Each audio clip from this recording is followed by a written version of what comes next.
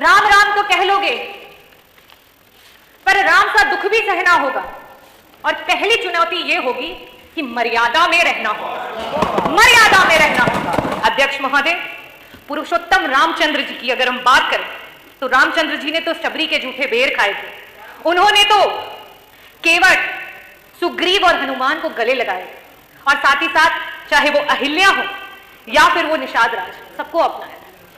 अगर वो चाहते तो वो रावण को हराने के लिए बड़े बड़े राजाओं के साथ संधि कर सकते थे, वो चाहते तो बड़ी बड़ी सेनाओं को ला सकते थे, लेकिन उनकी सेनाओं में कौन था? उनकी सेनाओं में थे वो गरीब, उनकी सेनाओं में थे वो दलित, उनकी सेनाओं में थे वो पिछड़े। उन्होंने उन्हें क्यों जोड़ा और उन्हें क्यों साथ लेकर के आए? वो इसलिए साथ लेकर के आए क्योंकि वो उन्हें यह एहसास कराना चाहते थे कि आपके अंदर वो ताकत है, आप सक्षम हैं, आप सशक्त हैं। आज रामलला जी भी इन स्थितियों और परिस्थितियों में होते तो आज भारतीय जनता पार्टी की सरकार को यह अवश्य ही कहते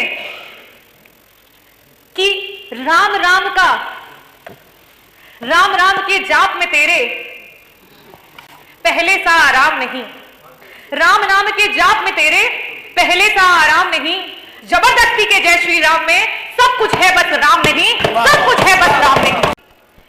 इन लाइनों को अमर कर दिया कि ये हालात तेरी जंजीर तोड़ जाऊंगा, अपने हाथों पे लिखी लकीर मोड़ जाऊंगा, देखते रह जाओगे आंखें फाड़ कर, देखते रह जाओगे आंखें फाड़ कर, तेरे सामने वो तस्वीर छोड़ जाऊंगा।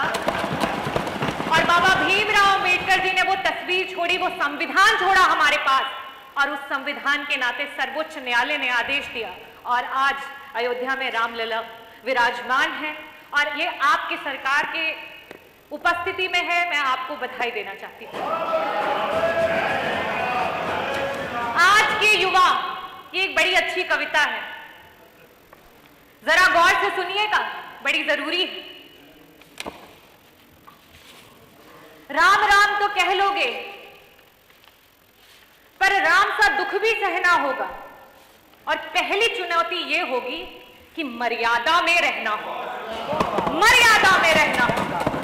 जीरो टॉलरेंस अगेंस्ट क्राइम का दावा देने वाली ये सरकार, राम राज का दावा देने वाली ये सरकार आज जगह जगह पर खुलेआम जिस तरीके से दिन दहाड़े हत्याएं हो रही हैं, लूट हो रही है, महिलाओं के साथ दुष्कर्म हो रहे हैं।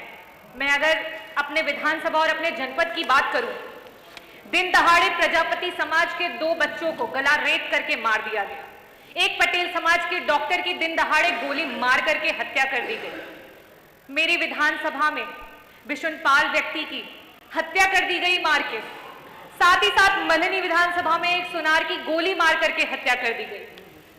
अध्यक्ष जी, आईआईटी बीएचयू की एक छात्रा के साथ जो वारदात हुई वो किसी से छुपी नहीं है कि किस तरीके से उसके साथ सड़क पे खुलेआम दुष्कर्म किया गया, और ऐसी ना जाने कितनी हजारों वारदातें हैं जो रोज हुई जा रही हैं। आप क्या कहते हैं? क्या ये पुलिस की नाकामी है? क्या ये पुलिस की गलती है, या ये उन युवाओं की गलती है जो आजकल क्राइम की ओर बढ़ता चला जाता है, जा रहा है, क्रिमिनल बनता चला जा रहा है? नहीं, ये आपके सरकार की नाकामी, ये आपकी सरकार की गलती है जिसकी वजह से ये हो रहा है। आज जिस सरकार को शिक्षा की गुणवत्ता की तरफ सोचना चाहिए, जहां एक माँ बाप अपनी पूरी उम्र लगा देते हैं अपने बच्चे को एक बेहतर शिक्षा देने के लिए, लेकिन जब उस बच्चे का समय आता है तो ना उसके पास रोजगार है, ना उसके पास कारोबार है। इस विफल सरकार में एक बच्चा अपने आप को सफल करने की होड़ में आज क्राइम की तरफ बढ़ता चला जा रहा है, तो उसके लिए सिर्फ और सिर्फ आपकी सरकार जिम्मेवार है। अध्यक्ष जी, अगर मैं क्राइम की बात करूं तो उसकी पुष्टि यह भी करता है कि आज जब से भाजपा की सरकार आई है तब से अभी तक आपने अपना डीजीपी जो नियुक्त किया है वो भी कार्यवाहक ही रहे हैं, अभी तक कोई आपने परमानेंट डीजीपी तक नहीं दिया। अध्यक्ष महोदय, पुरुषोत्तम रामचंद्र जी की अगर हम बात करें तो रामचंद्र जी ने तो शबरी के झूठे बेर खाए थे। उन्होंने तो केवट, सुग्रीव और हनुमान को गले लगाए थे, और साथ ही साथ चाहे वो अहिल्या हो या फिर वो निषाद राज, सबको अपनाया। अगर वो चाहते तो वो रावण को हराने के लिए बड़े बड़े राजाओं के साथ संधि कर सकते थे, वो चाहते तो बड़ी बड़ी सेनाओं को ला सकते थे, लेकिन उनकी सेनाओं में कौन था? उनकी सेनाओं में थे वो गरीब, उनकी सेनाओं में थे वो दलित, उनकी सेनाओं में थे वो पिछड़े। उन्होंने उन्हें क्यों जोड़ा और उन्हें क्यों साथ लेकर के आए? वो इसलिए साथ लेकर के आए क्योंकि वो उन्हें यह एहसास कराना चाहते थे कि आपके अंदर वो ताकत है, आप सक्षम हैं, आप सशक्त हैं। आज रामराज का दावा करने वाली है सरकार पीडीए की, चाहे वो पिछड़ा हो, दलित हो, अल्पसंख्यक हो, आदिवासी हो, उसकी सबसे बड़ी दुश्मन बनी पड़ी है। आज अगर हम बात करें शिक्षा में, 69,000 शिक्षकों की भर्ती के घोटाले को आज तक कोई भूला नहीं है और बार बार इस सदन से उसकी गुहार लगाई जा रही है। आज अगर मेडिकल कॉलेजेस की बात करें, चाहे वो किंग जॉर्ज मेडिकल कॉलेज हो, चाहे वो आरएमएल हो, चाहे वो एसजीपीजीआई हो, आज भी अगर प्रोफेसर्स की भर्ती की बात आती है तो वहां जगह जगह पर आरक्षण का हनन हो रहा है और जगह जगह पर गलत तरीके से भर्तियां की जा रही हैं। आज भी 112 डायल की हमारी बच्चियां जो संवाद अधिकारी के रूप में काम करती थी, वो अपनी नौकरी के लिए गुहार लगा रही हैं। आज आउटसोर्सिंग के नाम पर हमारे गरीब, हमारे देश की गरीब जनता को बंधुआ मजदूर बना दिया गया है। अध्यक्ष जी, आज 2-2 हजार की पगार पे उन लोगों से 8-8, 12-12 घंटे काम कराया जा रहा है। ये स्थिति है आपके सरकार। अध्यक्ष जी, बड़े वादे किए गए, इन्वेस्टर समिट मीट की वादे किए गए, ना जाने कितने हजारों करोड़ का इन्वेस्टमेंट आपकी सरकार लेकर के आई, लेकिन आज धरातल पर अगर देखा जाए तो ना भी एक इन 7 वर्षों में ना तो एक मल्टी स्पेशलिटी हॉस्पिटल दिखता है, ना तो कोई नया एम्स दिखता है, ना तो कोई नया एनआईटी दिखता है, ना आईआईटी दिखता है, ना एमआईटी दिखता है, और बहुत लंबी कगार है लेकिन कुछ भी दिखाई नहीं देता है। आपके इन बड़े बड़े इन्वेस्टमेंट्स में रोजगार और व्यापार सिर्फ और सिर्फ कागजों पे दिखाई देते हैं, हकीकत में कहीं दिखाई नहीं देते।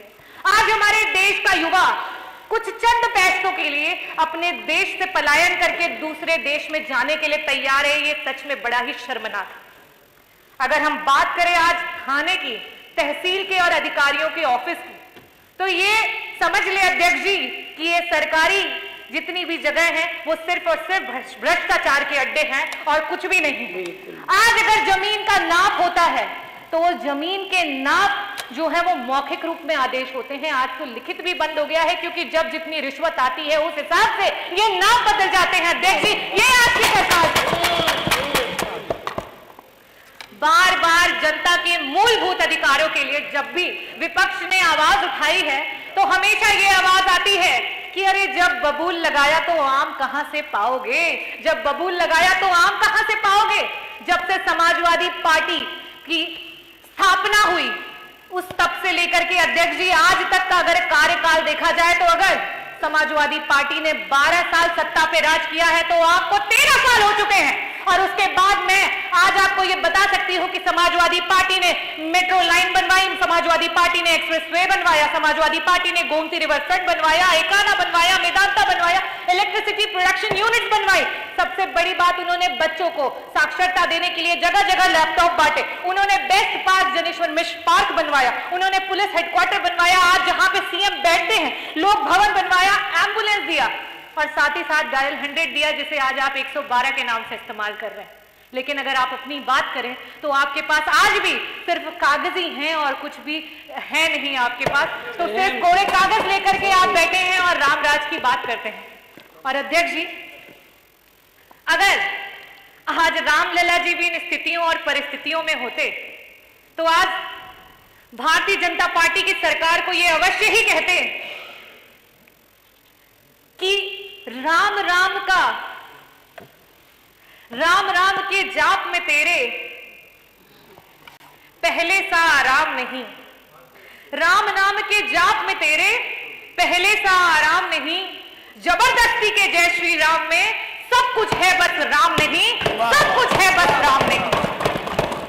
मैं सिया राम को नमन करती हूं। जय भीम, जय भारत, जय संविधान। धन्यवाद अध्यक्ष।